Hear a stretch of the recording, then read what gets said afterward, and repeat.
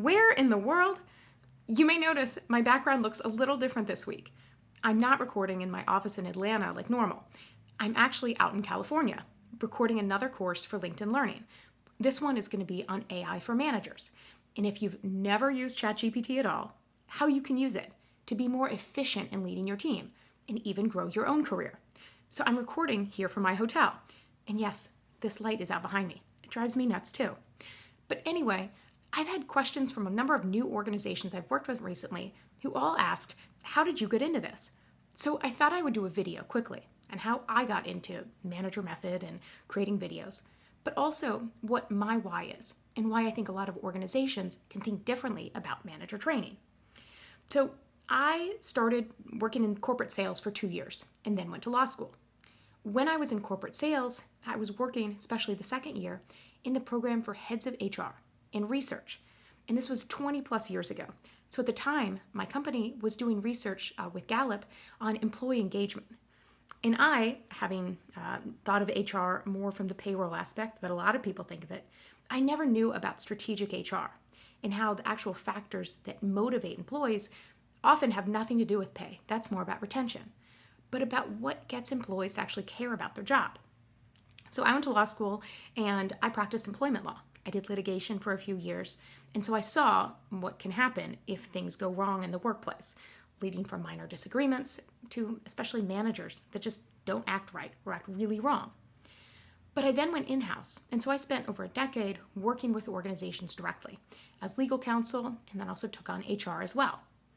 And as legal counsel, you often feel like you're a situational janitor. And that phrase may resonate with different people in your job, where you feel like you're constantly picking things up or cleaning them up perfectly. And as a lawyer, there can be a lot of pressure or a lot of stress, but for me, what it really was this aspect of often doing things after the fact. And so as I started working in HR, what I loved was the proactive aspect of things that you can do to help to make people's jobs easier and to show people why it matters to work better at work. So during the pandemic, I'd say, like a lot of people, I kind of rethought, like, what do you want to do? And I had actually had a domain that I'd had for years before that, managermethod.com, that I bought with this idea that one thing that I loved doing at work, or I felt like I was good at, was to help managers have difficult conversations. Sometimes that was things like terminations of employment, but other times that was performance, or even things like onboarding or having team meetings. Things that just didn't always come naturally to managers, especially those that may have been good individual contributors, meaning they're really good at that job, but then stepped into management and didn't know what to do. So one of the real silver linings to the gray cloud of being a lawyer was that I saw frequently how things could go wrong, but also in HR how things could go right, and the gratitude that people often had when they were talking to me or somebody in HR who could help solve their problem. But also what I liked was helping to empower managers to be that person for their team. Because often employees are really looking to their manager for support, but managers have to know what to do and say. And so I started Manager Method to really empower managers to build a baseline. I say no manager needs to be like a junior lawyer or junior HR, unless you're in those functions. But most managers just need to have a baseline of things to know about at work, but also things like performance management, having clear conversations, managing conflict, but also motivating employees. And so I created Manager 101, my course, to help to, at scale, create that, but do it in an engaging way. Because I'd started putting videos on TikTok, and I'd had a lot of these training sessions or done newsletters during my time. So I created Manager Method, or Manager 101. That is a course made up of digestible modules, and it came with a resource guide that has actual tips and talking points for managers. But what really started to happen is organizations would say, oh, can we get this for our managers? And then what next? And so I created a toolkit so that organizations can have their managers all sing from the same songbook and get the same training for their managers, but then also drive home scenarios. So give their managers an opportunity to practice in cohorts. So to have situations where they talk about things like, do you think a manager has to have a certain persona? Or how do you leverage HR or the people team? All designed for organizations to be able to run those sessions together. And so I have that for organization, and I'll include that in the description. But why I think it's so important is two items in particular. One was a study from UKG that came out in January of 2023 that talked about how a manager can have more of an impact on employees' health than their doctor or their therapist. It can be roughly on par with their spouse or partner, if they have a partner or spouse.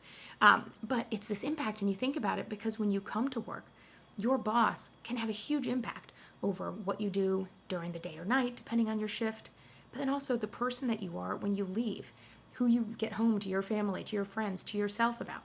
And so that study and those ripple effects that managers have is so important. I really read that study all the time, so I'll include that.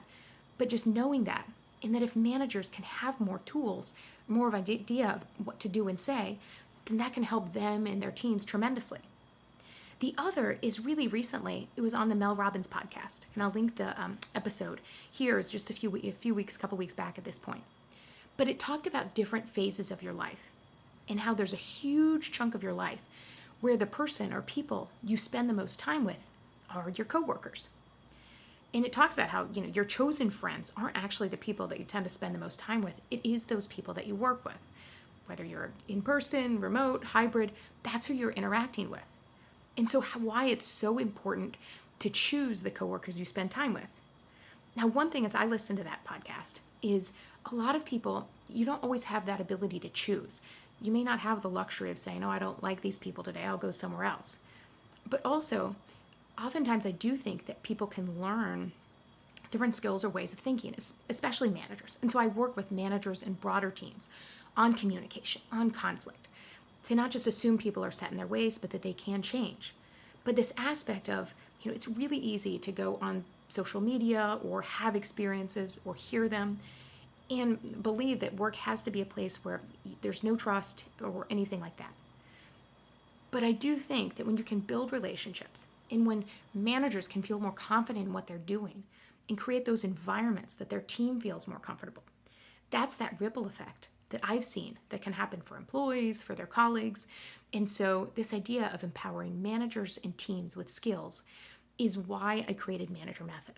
And so what I love every day is that I, in whatever way, when I work with organizations, if I'm speaking to them, I have the Manager 101 course, or I'm just making videos on social media, is everything to get people thinking about different ways of communication, or to maybe bring up topics they hadn't thought about before.